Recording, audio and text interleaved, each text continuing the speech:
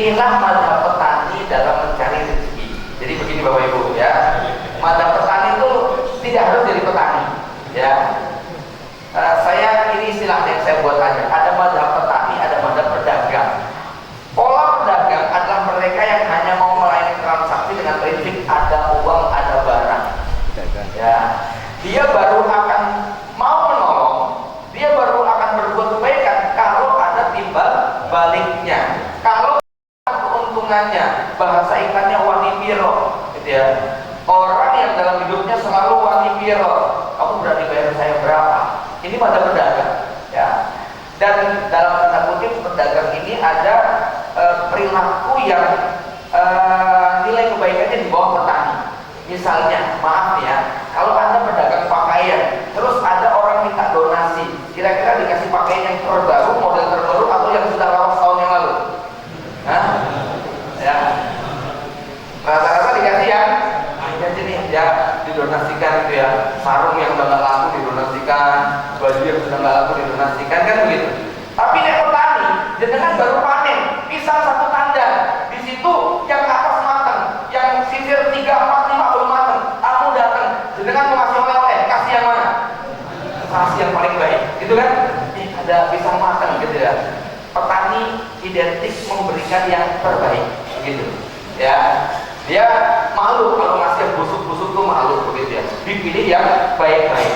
Nah, pedagang identik dengan berhitung. Saya dapat apa? Sementara petani tidak demikian. Petani itu yang penting adalah menanam, merawat tanamannya. Panen hak Allah Subhanahu wa taala sepenuhnya. Ya. Maka mazhab petani adalah mazhab yang terus berbuat kebaikan kepada manusia tanpa berpikir dia akan segera dapat apa. Secara teori, orang nanam itu pasti panen nggak? Belum tentu, ya. Tapi kalau nggak nanam pasti nggak panen, gitu, ya. Iya dong, ya. Tapi teorinya semakin rajin nanam, semakin pandai merawat, semakin besar peluang untuk panen. Nah itu, ya. Bapak Ibu dari mata Allah. Terus apa yang mau kita tanam? Ternyata tanaman itu beda-beda Pak. Maaf ya, ini saya mungkin sedikit kalau nanti agak repet-repet, ada yang tersindir. Jadi begini ya, kita kadang-kadang terkecoh dengan matematika sedekah. Seakan-akan kita yang berhak menentukan. Allah mengkonsepkan, tapi kita yang membuat teknisnya. Kalau kamu sedekah 1.000, pasti balik 10.000. Ini kita yang bikin. Ya, apa ini kita siapa? Gitu kan? Kok bikin memastikan Allah harus kayak begitu? Ya, Tuhan yang benar Allah. Jadi begini, ya. Yang namanya petani, dia pekerjaannya menanam. Nah, tanaman ini beda-beda. Ini saya ingin membuktikan supaya Anda bisa mencerna. Boleh jadi apa yang Anda beri kok belum ada hasilnya ya? Katanya kalau sedekah sekian diganti 10 kali lipat, diganti 100 kali lipat, mana? Nah, Bapak Ibu sekalian, kebaikan yang kita berikan seperti benih tanaman yang kita tanam. Ada tanaman yang cepat balik modal. Contoh, dengan tanam kecambah, itu 3 hari kayaknya sudah bisa dipanen. Gitu? Tapi kecambah. Tapi kalau Anda tanam cabai, mungkin 3 bulan baru berbuah. Tanam singkong, mungkin 6 bulan baru berbuah. Tanam durian, tanam jeruk, mungkin 2 tahun, 3 tahun baru bisa panen. Ya. Nah, ternyata yang Anda tanam pohon jati. Ya. 25 tahun loh baru bisa ditebang. Gitu kan? Nek 1 tahun ditebang jadi kayu bakar, nggak jadi kusen. Gitu kan? Ya. Nah, maksud saya begini. Ya, kalau kebaikan yang Anda tanam kok belum berbuah, husnudon, jangan-jangan itu memang pohon jati gitu. Ya. Ya lu sabar. Kok perasaan sedekah udah, nyangkul di fakir miskin udah, kok hidup ya segini-gini aja gitu ya. Ya. Ini jangan sudut sama Allah, gitu kan? Ya.